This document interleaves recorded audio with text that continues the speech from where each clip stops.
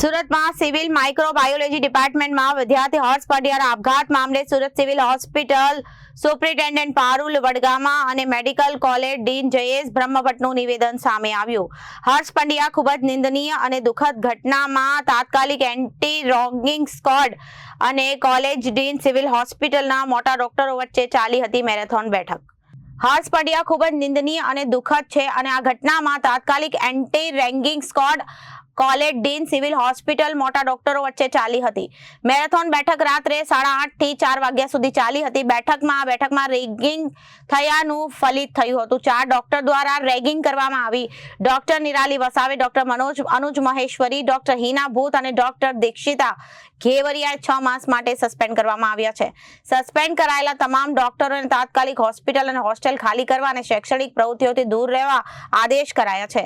તમામ સિનિયર આરોપી ડોક્ટર સામે પોલીસ સ્ટેશનમાં કરાશે ફરિયાદ અને Surat civil hospital management police સ્ટેશનમાં FIR નોંધાવશે.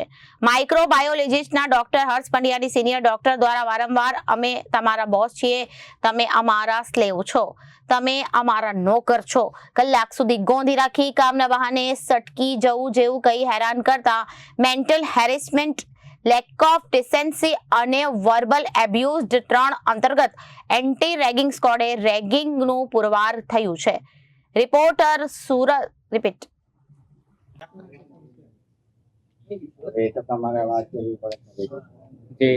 ગઈકાલે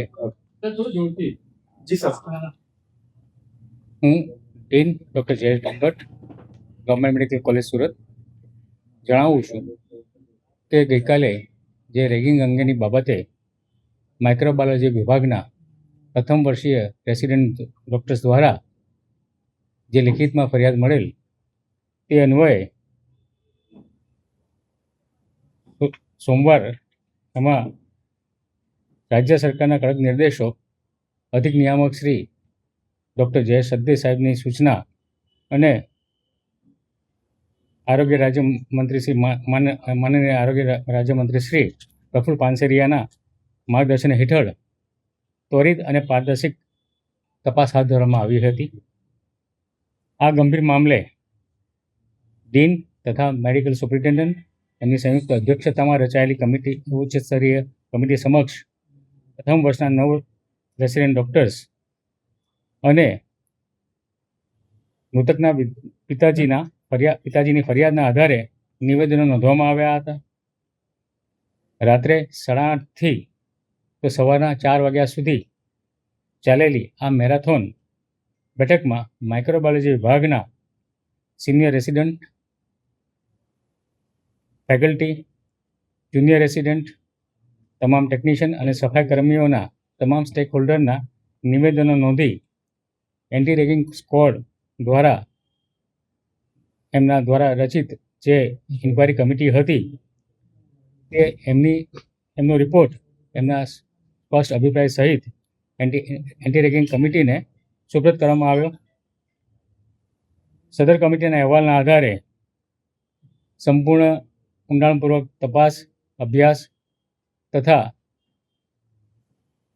જરૂરી પુખ્ત વિચારણાના અંતે અહેવાલના આધારે શિસ્તભંગ અને ગંભીર બેદરકારી બદલ 4 રેસિડેન્ટ ડૉક્ટરો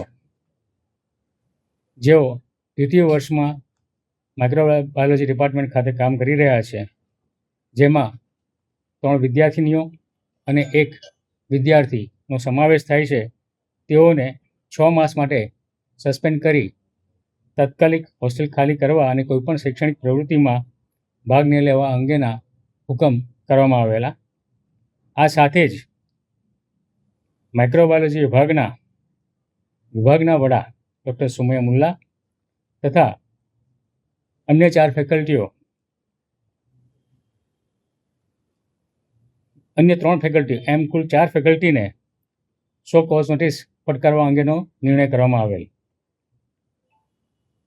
એન્ટી રેગિંગ કોલેજ કમિટીના આ સમગ્ર રિપોર્ટને સંસ્થાની કોલેજ કાઉન્સિલ કમિટી સમક્ષ રજૂ કરવામાં આવતા તમામ હાજર સભ્યો દ્વારા સર્વાનુમતે બહાલી આપવામાં આવેલ અને ભવિષ્યમાં આવી નિંદનીય ઘટનાઓનું પુનરાવર્તન ન થાય તે માટે ગંભીર સમીક્ષા કરી અને વહેલી સવારના રોજ અધિક નિયામક શ્રી તબીબી શિક્ષણને લેખિત અને મૌખિકમાં અહેવાલ સુપ્રત કરી દેવામાં આવ્યો છે.